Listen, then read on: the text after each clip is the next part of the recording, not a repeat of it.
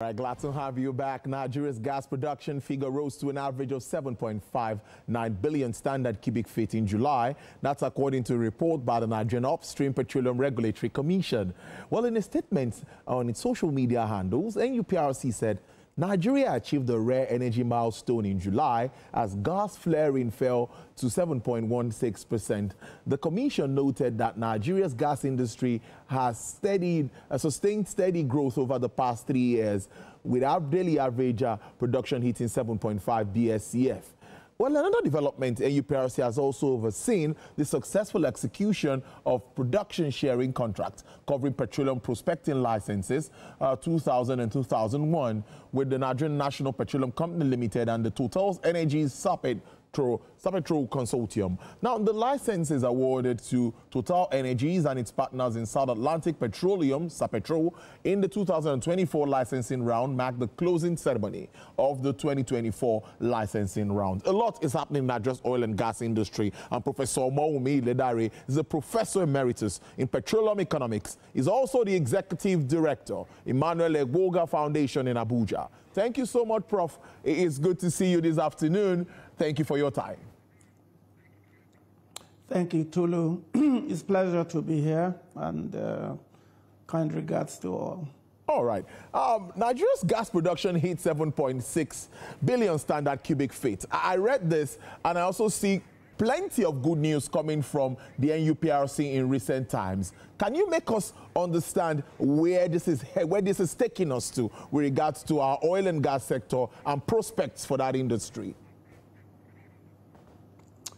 Oh, thank you again. I think everything that is happening now is worth celebrating, despite the challenges that are still there.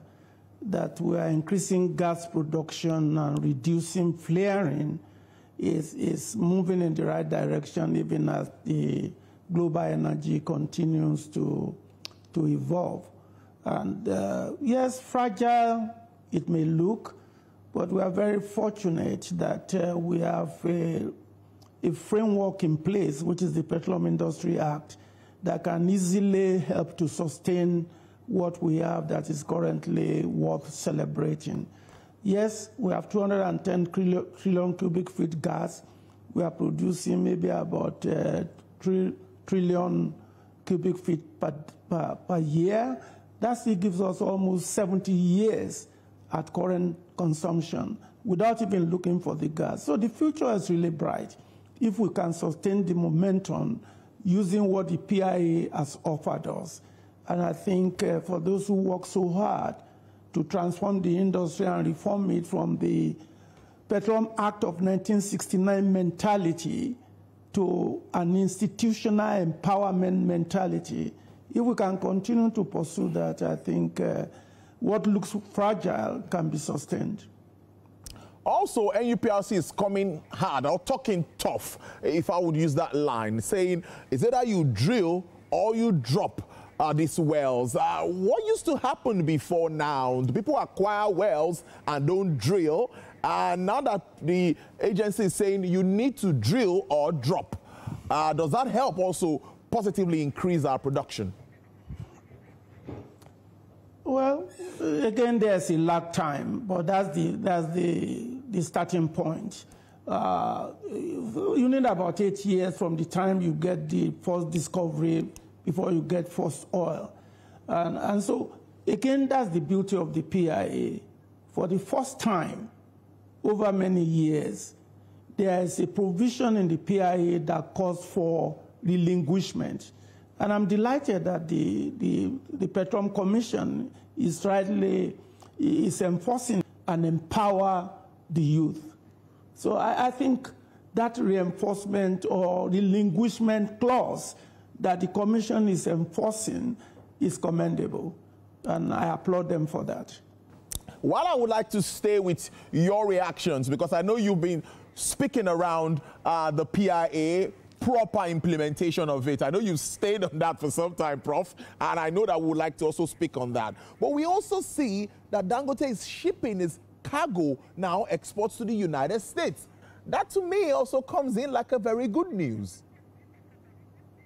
Of course, of course. Whenever you begin to export final product from one nation to another, you are building your external reserve.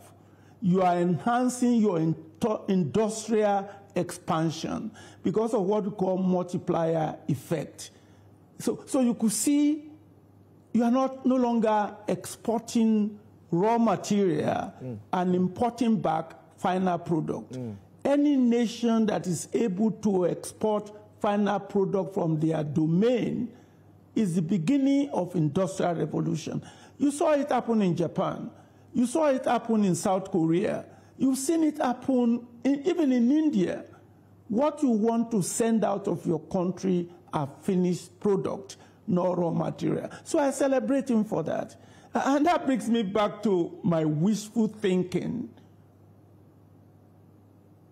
and rebuke of NNPC Limited not grabbing the 20% equity that Dangote offered them. That was a misallocation of resources. In fact, I would have supported divesting away from OMLs that NNPC own to buy that equity. Because you are looking at 30, 40 years. I used to joke that the refinery in my own town, built in 1889, is still producing today and making impact. And if the maintenance culture of Dangote continues, you'll be shocked that even when people like us are gone from this planet Earth, our own grandchildren will still see Dangote refinery making impact when many oil assets will have dried. So that's what the downstream component can do to an economy if properly managed. So I celebrate him for that. And look at it now. We don't even have people queuing up. I just came from my hometown in Nigeria, and I didn't have to worry whether I'm going to get petroleum supply or not. And that's what we have advocated over the years, that if you remove the subsidies, accessibility, affordability, sustainability, and availability will be part and parcel of our economic dream. And we are going to move in the same direction with electricity subsidies, and you'll be shocked. All this prediction that our economy will go 3.4% will be forecast error when we begin to go at 9, 10% if we are able to improve energy accessibility and affordability without subsidy. And that's why I celebrate Dangote. The downstream component adds significant value to an economy than the upstream business. So that's moving in the right direction, Tolu.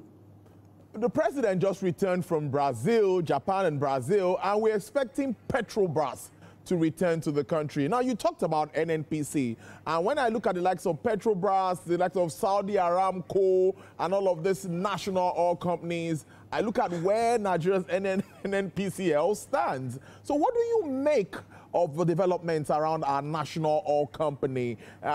There's been a lot of back and forth with regards to issues surrounding the company at the moment. Where do you think, or what do you think needs to be done? What are those bold steps that needs to be taken by the national oil company? Well, I think, to me, having been a player in this business for as far back as over 45 years, we just missed the road at one point when we move away from professionalism that was common and inherent in NNPC of old. And then we became so political in nearly every decision-making that we have. Now we are taking gradual steps. And whatever is going on right now is not something that is unexpected. It's going to take a while to adjust. But we need to separate the old way of thinking from the new way of thinking. I think that's still the battle that we have. And the public also is still in need because they are still thinking of the old NNPC. They've not been able to come to terms with the PIA's definition of a commercial institution. And if I'm advising NNPC, which I do anyway for posterity, they need to flatten the top. You see, they still have the old structure inherent in the current NNPC Limited. That was a mistake of the last administration. This idea of EVP that has no equivalence in any other sector, in any other business in the industry. This idea of chief officers. And I keep saying it, some people may defend it. You need to flatten the top. And you need to give whatever title you give. You have a GCEO. You cannot then have an executive vice president, no vice president, no president. It's a misnomer. And that is what I still call old wine that you are trying to put a new wine in. They are making progress. I don't want to dismiss that. But not with putting a new wine in an old wine bottle. They need to do a restructuring. They need to look at the industry, just like you mentioned, Petrobras, PDVSA, Saudi Aramco. I mean, where does this idea of executive vice president comes in, standing aloof and alone? And if you really take time, and if they are going to be honest with themselves, you can see this crumbling and sponsors attacks in left, right, and center is because the structure is defective. Let them flatten it and make it commercial. Give each of those leaders a profit and loss, key performance indicators. And of course, they are appointed on a political basis. That's another mistake. You need to let the board of directors be the one that define the structure of NNPC, not a political structure. And I'm sorry, Tolu, you know, I told you if you ask me a question, I will answer you. In the PIA, there's no room for GCOO. No. What is Group Chief Operating Officers? What does that mean? You are creating two masters cannot be in a ship, and then you have executive vice president can easily be captured, and then they become infighting. You can't make progress with that. You may not like me to say it. They need to flatten the structure and follow the typical global best practice in the organization of a commercial national oil company. You can't have a political structure to govern a commercial industry. That's the problem, in my opinion. But that's just my opinion. All right. I stand corrected. That structure, sorry, Olu, that structure is an old wine, and you are trying to put a new wine in it. You need to rethink it. Yes, I can understand the interim structure, but it's time to flatten it so that progress can continue to be made, in my opinion. Okay, Prof, the last time, as we wrap this up, the last time we had our conversation, you talked about the GCEO's relationship also speaking to the media. And now, finally, we heard yesterday that they've appointed media heads for the NNPC. We have 2 persons appointed now. So do you think that aspect is settled with that appointment? I hope so. I hope so. Listen, some of us will continue to make the noise. And hopefully it's going to filter, and those who can make decisions will make it. For me, as somebody who knows the promise of Nigeria, I will continue to make the noise when I see things not going the right way. I'm glad. And the 2 of them are competent. And I hope they will speak the truth. Listen, Tolu, every action that comes from good intention has no regrets. The most important thing is to make sure you have good intention for whatever you do. I think it's a good thing. I'm glad, and my congratulations to the GCEO. Let him speak to the press through his media, people that are employed and who have relations. That's what you see even with the president. That doesn't mean he cannot occasionally come. And to me, the GCEO must not speak to the policy. He needs to speak to the commerciality of his decision. Let the policy people be in charge of policy. Okay. And you are commercial. Don't even go into regulation. Don't say anything, because I will respond.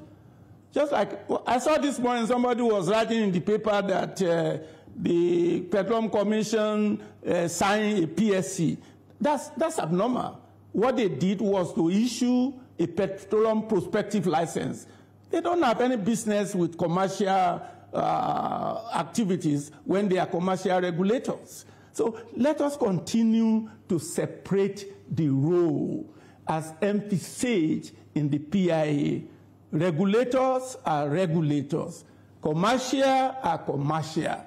And policy institutions are policy institutions. I'm not going to go there because the policy institution remains the weakest link, and it does not belong to the presidency for sustainability.